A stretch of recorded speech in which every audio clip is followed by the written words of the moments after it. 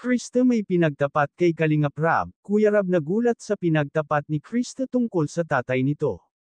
Ito ang pag-uusapan natin maya-maya lamang. Pakiusap patapusin ang video para malaman ang nilalaman nito at kung bago ka pa lang sa aking YouTube channel paki-subscribe para lagi kang updated sa video ng mga kalingap. Isang mapagpalang araw sa inyong lahat mga kalingap at mga ka-viewers. Love team na mi Chris mga viewers may napansin kay Krista. Ito nga ang napansin ng mga viewers kay Krista sa ngayon. Kung mapapansin nga natin ay talagang kung umasta si Krista sa vlog ni Kuya Rab ay para itong artista na umaacting.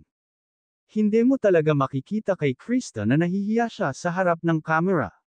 Lalo na pagdating sa kantahan nila Mikoy talaga naman na napakagaling niyang umarte pakiramdam tuloy ng ibang viewers ay para silang nanunood ng shooting.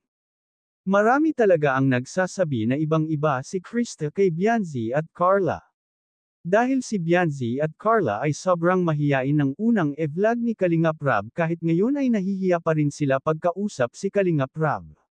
Balik naman tayo kay Krista kung mapapansin natin ay palaban talaga itong si Krista pagdating sa Berwan talagang hindi ito magpapahuli.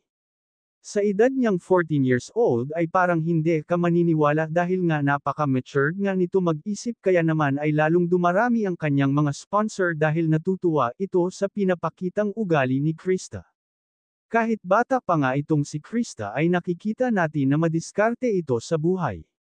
Sa likod ng masayahing mukha ni Krista ay hindi mo akalaing may tinatago pala itong mabigat na problema.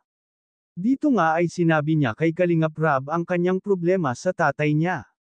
Ang tatay ni Krista ay nagtatrabaho sa ibang lugar dito nila nalaman na ang tatay niya ay tinanggal sa trabaho. Ito nga ang malaking problema ni Krista dahil magpapasukan na kailangan daw nila ang pera sa pasukan, tapos ngayon panawalan ng trabaho ang tatay niya.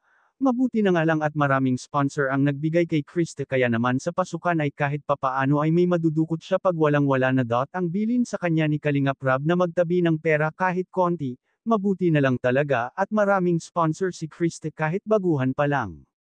Hanggang dito na lang muna ang update ko mga ka-viewers huwag natin kalimutan suportahan ang ama ng Kalingap na si Val Santos Matubang at ang kanyang anak na si Kalingap Rab at ang munting channel kong ito. Maraming salamat po, God bless sa inyong lahat.